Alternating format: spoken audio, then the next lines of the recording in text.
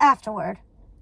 Dear readers, I thought it would comfort you to know that Anita and Roger, along with Mrs. Baddeley, Perdita, Pongo, and their brood of 99 Dalmatian puppies, are all quite safe, and you can take even further comfort in knowing they are all living happily on the royalties from Roger's hit song, Cruella DeVil. If that isn't irony, then I don't know what is. It has been a most unsettling experience writing Cruella's memoir. I spent months locked up with her in hellhole, taking down her story. I have changed nothing. Everything you read here is what she told me, word for word, night after night.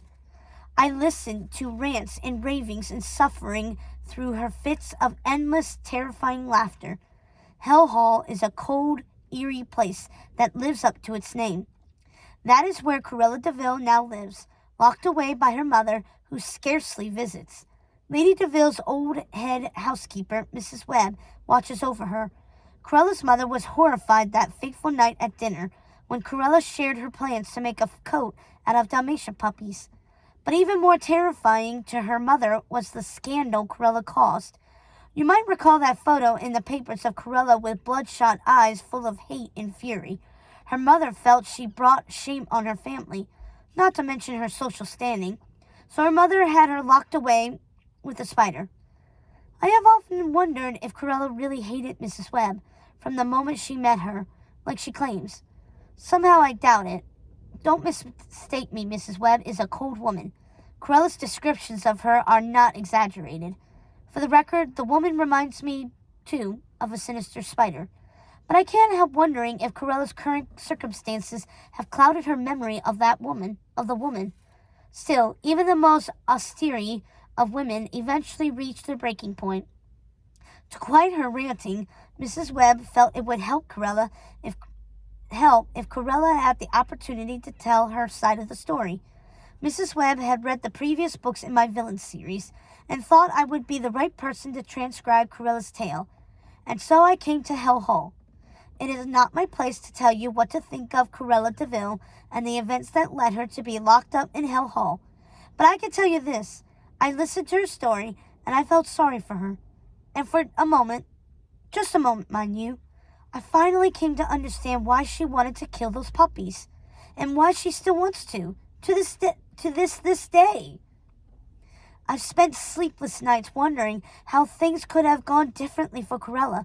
I wonder what would have happened if Cruella's father hadn't died, if her mother had never left her. I wonder what would have happened if Anita had agreed to travel the world with her, and I wonder if it would have made a difference if Sir Huntley had managed to talk her into keeping her money. Would she still be locked up today? Would she be plotting the murder of 101 Dalmatians? And then I wondered if those earrings really are cursed. Perhaps they changed her every time she put them on. Perhaps they didn't. We will never know. But what I do know is that she won't take them off. She wears them still, every day, along with that slinky black dress and the jade ring given to her by her beloved Crackerjack. Whatever caused Serena's descent into darkness and delirium, I couldn't stand the idea of her being locked away in Hell Hall with her most hated childhood servant. Of course, I realize the beastly woman can never be released. But does Cruella really deserve to live the rest of her days locked away without a single person who loves or cares for her? Isn't that how she became the woman she is? Maybe you won't agree with me. Maybe you won't think she deserves just a little bit of happiness. But I called Miss Prickett, her old governess. I told her about Cruella's circumstances, and she graciously agreed to come help care for Cruella. She arrived on my last day in Hell Hall, and she looked exactly as Cruella had described, just a little older. I could tell Miss Prickett still loved her even after everything Cruella had put her through. I could tell she still saw Cruella as a sad, lonely little girl, and there is a part of me that does as well. In the end, everything isn't always as black and white as the markings of a Dalmatian puppy, even for an evil thing like Cruella DeVil. Sincerely, Serena Valentino.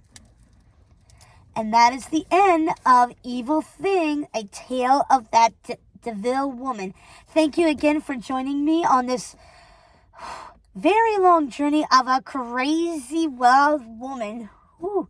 And I hope you join me next time as we venture on an old villain who's, let's say, she's very much like Cruella, but she doesn't really care much for puppies. But let's just say she cares so much for her children, and one of her children, not so well. Let's just say this child ends up being in a scullery position, and I think something tells me that a certain fairy godmother may be making an appearance. Until next time, readers, I will see you again. Have a magical day. See you real soon.